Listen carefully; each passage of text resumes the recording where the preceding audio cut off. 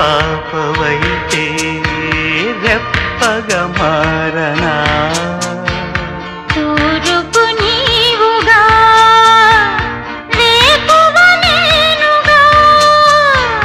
మల్లిక పాటగా పల్లవి ప్రేమగా ప్రేమించే పెదవులొకటై పొంగించే సుధలు మనవైతే జగతికే అతిథులే జననమౌదిన ప్రేమ జంట చివో